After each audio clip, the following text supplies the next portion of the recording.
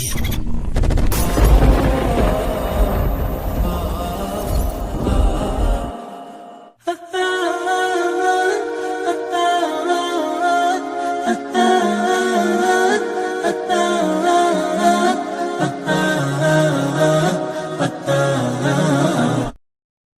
کافروں کا اعتراض تھا نا کہ جی نبی اسلام اچانک زندگی کے 40ویں سال میں آپ غار میں جا کے غار حرا میں بیٹھے ہیں، ہو سکتا ہے کسی آسیب کا سایہ ہو گیا ہو، اس کی وجہ سے آپ یہ کلام کر رہے ہیں۔ وہ تو پھر آپ کو پتہ ہے آسیب کے سائے والوں کی حالت یہ تو نہیں ہوتی۔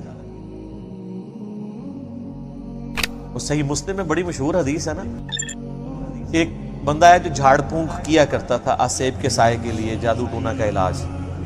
اس کا نام تھا ضماد، عربی میں ضاد میم الف اور دال، اردو میں زماد۔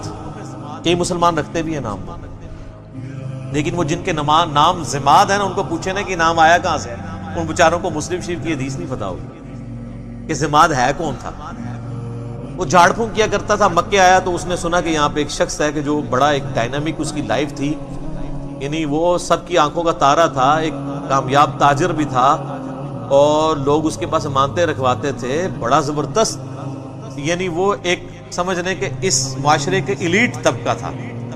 تو اچانک اس کو کچھ ہو گیا اور لوگ پریشان ہیں۔ ظاہر ہے جس نے 40 سال تک کوئی بات ہی نہ کی ہو اس ٹاپک پہ، اور اب وہ کہے کہ میں اللہ کا پیغمبر ہوں، مجھ پہ یہ کلام نازل ہوا، تو لوگ تو پریشان ہو جائیں گے۔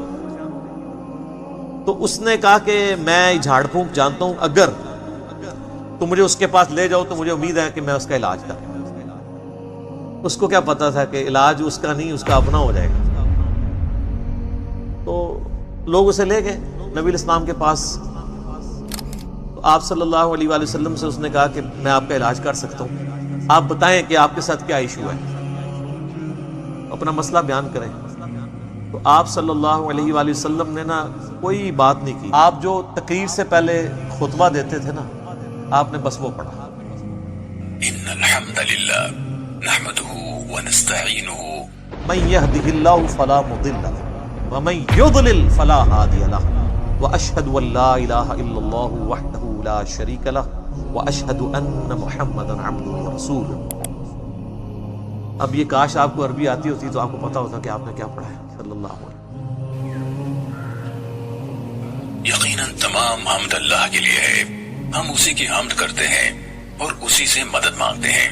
جس کو اللہ سیدھی راہ پر چلائے اسے کوئی گمراہ نہیں کر سکتا، اور جسے وہ گمراہ چھوڑ دے اسے کوئی راہ راست پر نہیں لا سکتا۔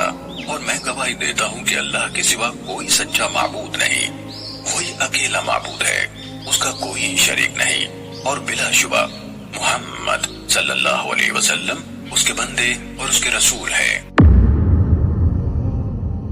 تو اس نے جب سنا تو وہ ہل گیا، اس نے کہا جی ایک بار ذرا پھر سنائیں۔ دوسری بار، تیسری بار، اس نے کہا جی میں گواہی دیتا ہوں کہ آپ اللہ کے پیغمبر، اپنا ہاتھ بڑھائیں اور مجھے مسلمان کریں۔ تو حالانکہ جو بندہ ایکسپرٹ تھا جادوگری کا، اس نے بھی کلام سن کے، قرآن نہیں صرف آپ علیہ السلام کا عام کلام سن کے، اس نے کہا نہیں، جنات جن لوگوں کے اوپر اثر ہوتا ہے ان کا اس طرح کا کریکٹر نہیں ہوتا، وہ اس طرح کی باتیں نہیں کرتے، ان کی باتیں تو آل فال ہوتی ہیں، اتنی پریسائز باتیں نہیں ہوتی ہیں۔ پھر نبی علیہ السلام کی مبارک ذات کا ایک روب بھی تھا۔ جو بندہ جادو کا ان ساری چیزوں کا ایکسپرٹ تھا، اس نے ڈکلیئر کر دیا کہ جادوگر نہیں ہے۔ اور جو جہلات ہے، جن کو جادو کا، آسیب کا الف بے بھی نہیں پتا تھا، وہ لوگ نبی علیہ السلام کو اس کے بعد بھی جادوگر کہتے رہے، نعوذ باللہ۔ ان کی قسمت میں ہدایت نہیں تھی نا۔ ہونا تو چاہیے تھا کہ جب ایکسپرٹ نے مان لیا کہ نہیں ہے، تو تم لوگوں کو تو پتہ ہی نہیں یہ فیلڈ ہے کہ نہیں، تم خام خواہ کہتے ہو۔ جیسے معذرت کے ساتھ آج کی دنیا میں آپ کو مثال دوں، میرے بارے میں علماء کہتے ہیں جاہل ہے، اس کو تو عربی بھی نہیں آتی، اس کو تو پڑھنا ہی کچھ نہیں آتا، وہ قرآن دیکھ کے بھی غلط پڑھتا ہے، وہ پڑھ ہی نہیں سکتا۔